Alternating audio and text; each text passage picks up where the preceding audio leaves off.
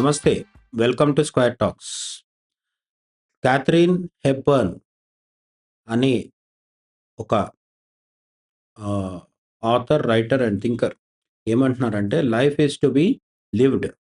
If you have to support your self, you had bloody well better find some way that is going to be interesting and you don't do that by sitting around" అని చెప్తున్నారు. ఏంటసలు? దీని ద్వారా ఏం చెప్పాలనుకుంటున్నారు? Life అంటే బ్రతకడం. ఏదో పుట్టాం, లేదంటే ఏదో తిన్నాం అని కాకుండా ప్రతి క్షణాన్ని ఎంజాయ్ చేస్తూ బ్రతకాలి అనేది ఈ కోట్ యొక్క ఆహ్, సమ్మరీ అనుకోవచ్చు. సారాంశం అనుకోవచ్చనమాట. తెలుగులో మాట్లాడుకుంటే ఏదో పుట్టేసాం, ఏదో తినేసాం అన్నట్టుగా కాకుండా ప్రతి క్షణాన్ని ఆస్వాదిస్తూ, ఎంజాయ్ చేస్తూ బ్రతకాలి అని చెప్తున్నారు. Catherine Hepburn. మనం చేసే పని కేవలం డబ్బు కోసమే కాకుండా మనకి నచ్చేలా ఉండాలి.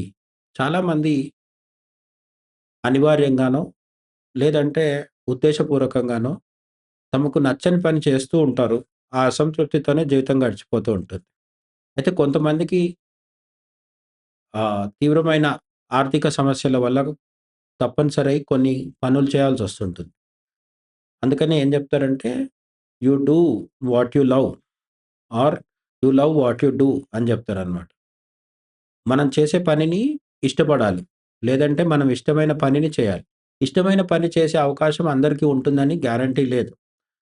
కొన్నిసార్లు జీవితం ముందుకు సాగడానికి, కనీస ఆర్థిక అవసరాలు తీరడానికి నచ్చని పని కూడా చేస్తూ ఉండాలి. కానీ, ఈరోజు మనం నచ్చని పని చేస్తున్నా కూడా రేపు గాని, ఎల్లుండి గాని ఫ్యూచర్‌లో ఖచ్చితంగా మనకు నచ్చే పని వైపు వెళ్ళాలి. ఇంకా విషాదం ఏంటంటే, నచ్చే పని చేయకపోవడమే కాకుండా కొంతమందికి తమకు నచ్చే పని ఏంటో కూడా తెలియదు. అంటే వాళ్ళకు క్లారిటీ ఉండదు. సో, క్లారిటీ లేకపోవడం వల్ల ఏంటంటే, తాము చేసే పనిని ఇష్టపడలేరు. తమకు ఇష్టమైన పనేంటో వాళ్ళకు తెలీదు. ఈ సందిగ్ధతలో జీవితం గడిచిపోతూ ఉంటుంది. జీవితం నిస్సారంగా అనిపిస్తుంటుంది. జీవితాన్ని ఎంజాయ్ చేయలేరనమాట. కాబట్టి 2 ప్రధానమైన అంశాలేంటంటే, ఒకటి మనకు నచ్చిన పని చేసే ప్రయత్నం నిరంతరం చేస్తూ ఉండాలి. అసలు ఆ నచ్చిన పనేంటో తెలుసుకునే ప్రయత్నం గూడా సాధ్యమైనంత త్వరగా చేసి, మనకు నచ్చిన పని, నచ్చిన రంగం, మనం జీవితంలో మనం ఎక్కువ ఆనందంగా ఉండడానికి ఉపయోగపడే పని ఏంటి అనేది తెలుసుకొని, దాంట్లో మనం నిమగ్నమయ్యే ప్రయత్నం చేయాలి. డబ్బుల కోసం పని కాకుండా, మనం చేసే పనిలో డబ్బులొచ్చే విధంగా జీవితాన్ని ఏర్పాటు చేసుకొని ముందుకు సాగాలి. అయితే ఇక్కడ మన లైఫ్ టైమ్ అంతా బోర్ కొట్టే పనులతో గడిపేయడం కంటే, మనకి ఇంట్రెస్టింగ్‌గా ఉండే దారిని వెతుక్కోవాలి. మన జీవితంలో చాలామందికి తమకి చేసే పనిలో పెద్దగా ఇంట్రెస్టింగ్ ఉండదు. ఏ బ్యాంక్‌లో ఉద్యోగం చేస్తుంటారు, ఐటీలో చేస్తుంటారు. లేదంటే ఏ సర్విస్ సెక్టార్‌లోనో, ఇది కాదు వ్యవసాయం చేస్తుంటారు. ఏ పనైనా సరే ప్రకృతి సహజమైనదైనా, ఆధునిక వృత్తుల ఆధునిక ఉద్యోగాలైనా ఏదైనా సరే వాళ్ళకు నచ్చని పని చేస్తూ ఉన్నప్పుడు ఏమవుతుందంటే, ఆ పని నుంచి వేరే దగ్గర వినోదాన్ని, ఉపశమనాన్ని వెతుక్కుంటూ ఉంటారు. అందుకే కొంతమంది సాయంత్రం అయితే తాగుతూ కూర్చుంటారు. ఇంకొంతమంది ప్రతి గంటకొకసారి సిగరెటు దమ్ము కొట్టేసి వస్తుంటారు. కొంతమంది విపరీతంగా తింటుంటారు. బిర్యానీలు తినేస్తుంటారు. ఇదన్నీ కాకపోతే కొందరు విందులు, వినోదాలంటూ తిరుగుతూ ఉంటారు. బంధువుల దగ్గరికి వెళ్తూ ఉంటారు.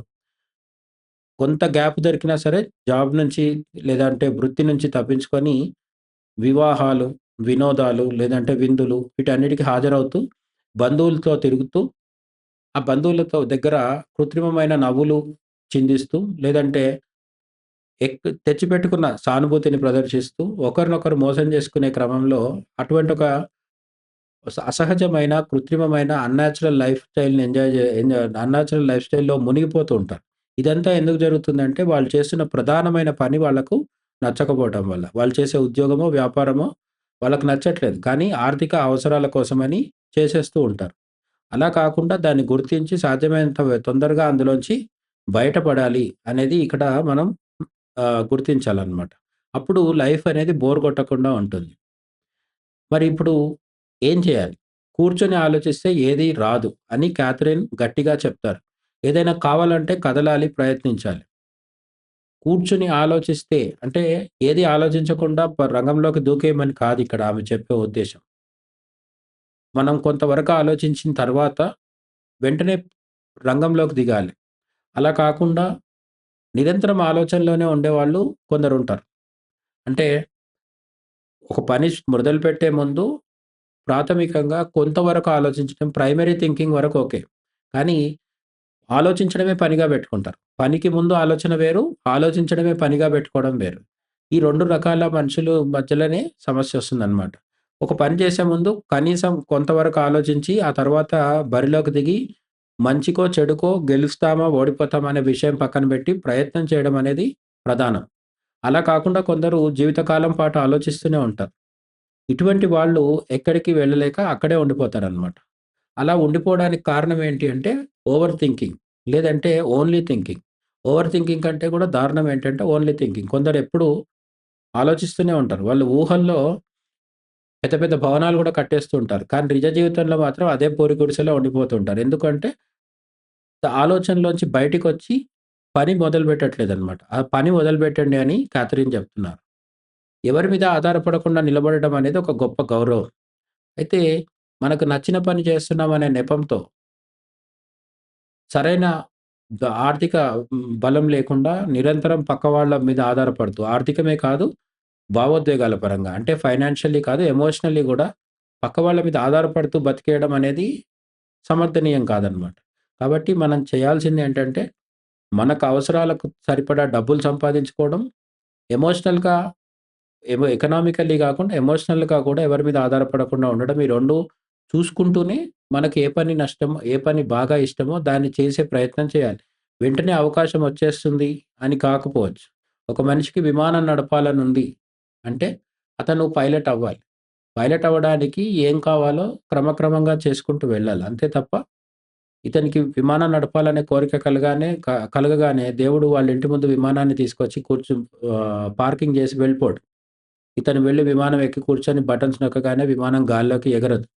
కాబట్టి షార్ట్ కట్స్ ఎవరికీ ఉండవు. షార్ట్ కట్స్ అనేవి ఎంత గొప్ప వాళ్ళకి. ముఖేష్ అంబానీ అయినా సరే అతనికి కూడా షార్ట్ కట్స్ ఏమి ఉండవు. తను అనుకుంటే దాన్ని ఎలా అమలు చేయాలి అనే విషయంలో మనకంటే అతడికి కొంత వెసులుబాటు ఎక్కువుంటుంది. డబ్బులు ఉంటే, పరపతి ఉంటే, లేదంటే వారసత్వం ఉంటే. అంతే తప్ప ఎవరికైనా సరే కష్టం అనేది తప్పదు. ఆ శ్రమించడానికి సిద్ధపడి వెంటనే రంగంలోకి దిగితే మనం అనుకున్నది ఇప్పుడు కాకపోతే ఆలస్యంగా అయినా మనం తప్పకుండా చేయొచ్చనమాట. అవకాశాలు మన దగ్గరికి రావు. మనమే వాటిని వెతుక్కుంటూ వెళ్ళాలి. ఇది మనకు చాలా తెలిసిన విషయమే కదా! ఒక చెరువులో నీళ్లుంటే మనం ఆ చెరువు దగ్గరికి వెళ్లి నీళ్లు తాగాలి. అంతే తప్ప చెరువు మన దాకా ప్రవహిస్తూ వచ్చేయాలనుకుంటే కుదరదు. కాబట్టి ఒక గొప్ప పని లేదా ఒక నచ్చిన పని, మనకు నచ్చిన పని నచ్చిన విధంగా చేస్తూ నచ్చినట్టుగా జీవించాలి అనుకుంటే ప్రధానమైంది ఈ విషయం చాలా అండర్‌లైన్ చేసుకోవాల్సిన విషయం. బద్ధకంని వదిలేసిన వాడు మాత్రమే తనకు నచ్చినట్టుగా ఉంటాడు. మరి బద్ధకంగా ఉండేవాడు, వాడికి బద్ధకంగా ఉండడమే నచ్చిందని మనం అర్థం చేసుకోవాలనమాట. కష్టపడి పని చేస్తున్నప్పుడు కూడా అందులో ఉండే కిక్‌ని ఎంజాయ్ చేయడం నేర్చుకోవాలి. చాలామంది కష్టపడి పని చేయడం అంటే శరీరాన్ని పాడు చేసుకోవడమనో, లేదంటే శుష్కింపజేసుకోవడమనో, అనారోగ్యం పాలైపోవడమనో ఇట్లా అనుకుంటూ ఉంటారనమాట. ఒక గొప్ప గమ్యం పెట్టుకొని, ఒక గొప్ప టార్గెట్ పెట్టుకొని దానికోసం పస్తులుండి కూడా చాలామంది కష్టపడ్డ వాళ్ళుంటారు. దాని అర్థం ఏంటి? వాళ్ళు అనారోగ్యం పాలై మిగతా వాళ్ళకంటే త్వరగా చనిపోతారని కాదు. ఒక టార్గెట్ ఉన్నప్పుడు నిద్ర, తిండి కూడా లేకుండా కష్టపడి తాము అనుకున్నది సాధించినప్పుడు దాని తర్వాతొచ్చే సంతృప్తి చాలా గొప్ప ఆహ్, భావాన్ని గొప్ప గొప్ప ఫీలింగ్‌నిస్తుంది. ఆ ఫీలింగ్ వల్ల కూడా మనిషి ఇంకెక్కువ కాలం బతుకుతాడు. కాబట్టి కష్టపడడం వల్ల నష్టమేముండదు. కష్టపడడం వల్ల ఖచ్చితంగా లాభమే ఉంటుంది. కాకపోతే చాలామందేంటంటే కష్టపడడం ఇష్టం లేక రకరకాల నెపాలు వెతుక్కుంటూ, ఎక్స్‌క్యూజెస్ వెతుక్కుంటూ బద్ధకంతో కూర్చుంటారనమాట. ఇంకా విషాదం ఏంటంటే బద్ధకంగా కూర్చున్న వాడికి తాను బద్ధకంగా ఉన్నానని తెలిస్తే సగమైనా మంచిది. చాలామంది బద్ధకంగా ఉండి, ఆ బద్ధకంగా కూర్చోడాన్నే మేధావితనంగా భావించే భ్రమ గూడా ఉంటుంది. అవన్నీ వదిలించుకుంటే తప్ప విజయం సాధ్యం కాదనమాట. కొత్త పనులు చేయడానికి, కొత్త దారులు వెతకడానికి అస్సలు భయపడకూడదు. రిస్క్ తీసుకుంటేనే సక్సెస్ ఉంటుంది. బద్ధకం లేదు. కానీ రోజు పొద్దున్న లేసి గొడ్డు చాకిరీ చేస్తున్నాను తప్ప, మనం కొత్త రిస్క్ ఏం తీసుకోవట్లేదు. అదే పని రోజు చేస్తున్నాం. నిన్న చేసిందే ఈరోజు, ఈరోజు చేసిందే రేపు కూడా చేస్తున్నాం. అప్పుడు కూడా జీవితం ఎక్కడికి వెళ్ళదు. మనం ఎక్కడికన్నా వెళ్ళాలంటే పరిగెత్తుకుంటూ వెళ్ళాలి. అంతే తప్ప జిమ్‌కి వెళ్లి ట్రెడ్‌మిల్ మీద నిలబడి దాని మీద పరిగెత్తితే ఎక్కడికెళ్తాం? ఎక్కడికి వెళ్ళం. అక్కడి మాత్రమే ఉంటామనమాట. కొందరి జీవితం అట్లనే ఉంటది. వాళ్ళు రోజు కష్టపడతారు. కానీ కొత్తదనం ఏమి ఉండదు. రిస్క్ తీసుకోరు. రిస్క్ లేకుండా చేసే శ్రమ మనల్ని అక్కడే ఉంచుతుందనమాట. సో, శ్రమించాలి. రిస్క్ కూడా తీసుకోవాలి. రిస్క్ తీసుకుంటే కొత్త కొత్త ప్రయత్నాలు చేయగలుగుతాం. కొత్త కొత్త అవకాశాలని సద్వినియోగం చేసుకోగలుగుతాం. కొన్నిసార్లు ఓటమొచ్చినా అంతిమంగా మనకు విజయం కలుగుతుంది. క్యాథరిన్ తన లైఫ్‌లో ఎప్పుడూ తన రూల్స్ ప్రకారమే బ్రతికింది. మనం కూడా అలాగే ఉండాలి అనేది ఈ కొటేషన్ ద్వారా మనకు అర్థమవుతుందనమాట. మన రూల్స్‌ని మనమే రాసుకోగలగాలి. దానర్థం సమాజానికి వ్యతిరేకంగా వెళ్లి పక్కవాడికి హాని చేయడం అని కాదు. కానీ పక్కవాడు మనల్ని నిర్దేశించకూడదు. వాళ్ళు మనల్ని ప్రభావితం చేయకూడకూడదు. అలాగే సమాజానికి భయపడి లేదా మనకు మనం భయపడి మన కుటుంబం కోసమనో, మన కోసమనో నచ్చని పని శాశ్వతంగా చేస్తూ ఉండకూడదు. తాత్కాలికంగా కొన్ని రోజులు, కొన్ని నెలలు, కొన్ని సంవత్సరాలు చేసినా సరే ఏదో ఒక రోజు మనకు నచ్చిన పనిలోకి మారడం అనేది తప్పనిసరి అన్నమాట. పనిని ప్రేమిస్తే జీవితం అద్భుతంగా మారుతుంది. ఈ మొత్తం కొటేషన్‌ని మనం సింగిల్ లైన్‌లో చెప్పుకుంటే, మనం చేసే పనే మన జీవితం. ఎందుకంటే, మనం పడుకున్నప్పుడు, తిన్నప్పుడు ఇటువంటి వేట్లల్లో గడిచిపోయే జీవితం పెద్ద లెక్కలోకి రాదు. జీవితంలో లెక్కలోకొచ్చేదంతా ఏంటంటే, మనం చేసే వృత్తి. అది ఉద్యోగం కావచ్చు, వ్యాపారం కావచ్చు, ఇంకేదైనా అవ్వచ్చు. ఆ వృత్తిని మనం ఇష్టపడకుండా గడిపితే జీవితంలో అత్యంత అమూల్యమైన సమయాన్ని మనం అయిష్టంగా, మనస్ఫూర్తి ఇష్టం లేకుండా గడుపుతున్నామనమాట. కాబట్టి ఆ ఇష్టం కలిగించుకోగలగాలి. మంచి విషయం ఏంటంటే మనకిష్టమైన పని చేయడం. అది అవ్వట్లేదు అంటే మీరు చేసిన పనిని ఇష్టపడడం.